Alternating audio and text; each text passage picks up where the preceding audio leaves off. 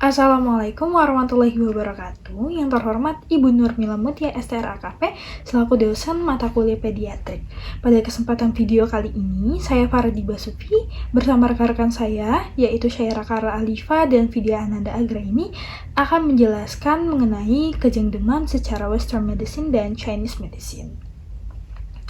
Nah, untuk yang pertama, kita akan masuk ke definisi dari kejang demam. Sebenarnya kejang demam itu apa sih? Jadi, kejang demam merupakan kejang yang terjadi pada suhu badan tinggi, yaitu di atas 38 derajat Celcius. Ini dapat terjadi karena adanya kelainan ekstrakranial. Nah, kejang juga merupakan suatu perubahan fungsi otak yang terjadi secara mendadak dan sementara sebagai akibat dari aktivitas neural yang abnormal dan pelepasan listrik cerebral yang berlebihan. Nah, selanjutnya kita akan masuk ke etiologi dari kejang demam. Hingga saat ini sebenarnya untuk penyebab kejang demam ini masih belum diketahui secara pasti.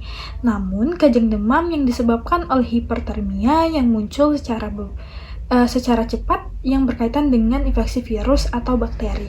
Nah, pada umumnya berlangsung secara singkat dan mungkin juga dapat terdapat predisposisi familiar.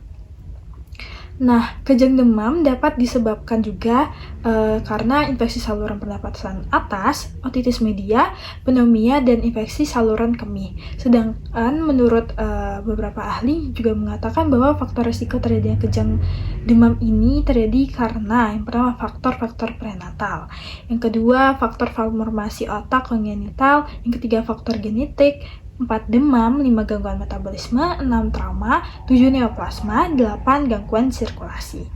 Selanjutnya kita akan masuk ke patofisiologi kejang demam. Nah, patofisiologi kejang demam secara pasti juga belum diketahui secara pasti ya. Diperkirakan bahwa pada keadaan demam terjadi peningkatan reaksi kimia tubuh. Dengan demikian, reaksi-reaksi oksidasi terjadi lebih cepat. Akibatnya, oksigen akan lebih cepat habis, kemudian terjadilah keadaan hipoksia. Transfer aktif yang memerlukan ATP menjadi terganggu sehingga Na intrasel dan K extrasel ini menjadi meningkat yang akan menyebabkan potensial membran cenderung turun atau kepekaan sel saraf meningkat. Nah, pada saat kejang demam ini akan timbul suatu kenaikan konsumsi energi di otak, jantung, otot, dan juga terjadi gangguan pusat pengaturan suhu. Maka demam akan menyebabkan kejangnya semakin bertambah lama sehingga kerusakan otak makin bertambah. Nah, pada kejang demam yang lama akan terjadi perubahan sistemik yang berupa hipotensi atrial, hiperpereksia sekunder akibat aktivitas motorik, dan hiperglikemia. Nah, semua hal ini akan mengakibatkan iskemik neuron karena kegagalan metabolisme di otak.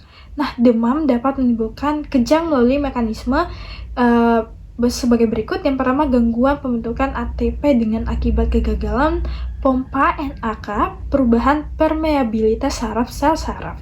Kemudian yang kedua, perubahan relatif neurotransmitter yang bersifat eksitasi dibandingkan dengan neurotransmitter inhibisi dapat menyebabkan depolarisasi yang berlebihan.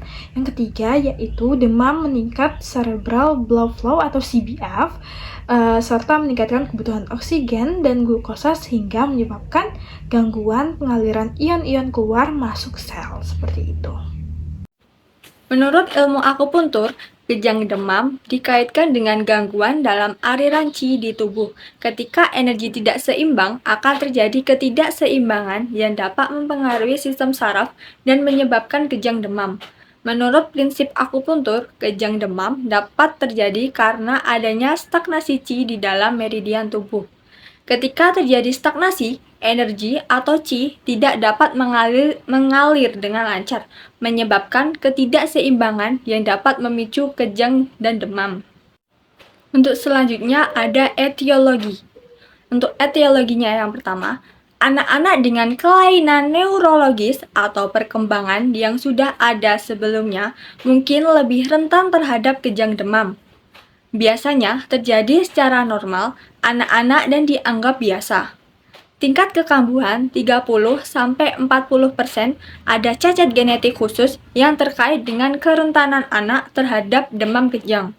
Sekitar 10% orang tua dari anak-anak dengan kejang demam pernah mengalami kejang-kejang sendiri, terutama pada tipe demam. Sakit ibu dan merokok selama kehamilan juga berkontribusi pada peningkatan risiko. Kejang pada anak bisa disebabkan karena akumulasi plasma panas di tubuh, rasa takut yang berlebihan, dan emosi yang tidak stabil, atau karena invasi dari faktor patogen eksogen. Dalam klinik, konvulsi bisa terjadi secara akut dan kronis.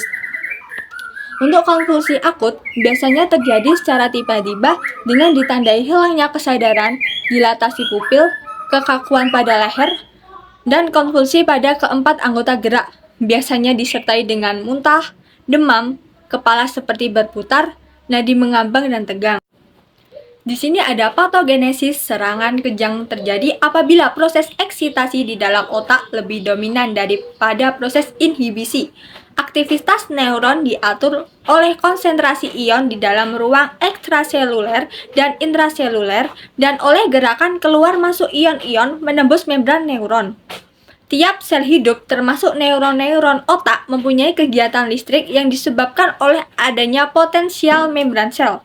Anak-anak dengan kelainan neurologis atau perkembangan yang sudah ada sebelumnya mungkin lebih rentan terhadap kejang demam, biasanya terjadi secara normal.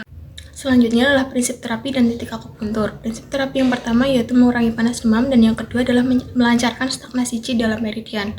Kemudian titik akupuntur dibedakan menjadi dua, yaitu titik saat terjadi serangan kejang dan titik ketika tidak terjadi serangan kejang. Titik utama saat terjadi serangan kejang yakni rencong atau tuk 26, taichong LV3, dan pahi tuk 20 serta heku L4 untuk mengembalikan kesadaran. Sedangkan titik utama saat tidak terjadi serangan kejang yaitu Fenglong ST40 untuk menghilangkan flegma, Nequan PC6 sebagai penenang, Sanjinjio SP6 untuk menghalau dahak, Chongwon Ren 12, Fengce GB20 untuk menghilangkan patogen eksterior, Shiko Tuk 26 untuk mengembalikan kesadaran, dan yang terakhir adalah Sungchong PC9 untuk mengurangi panas dan menenangkan pikiran.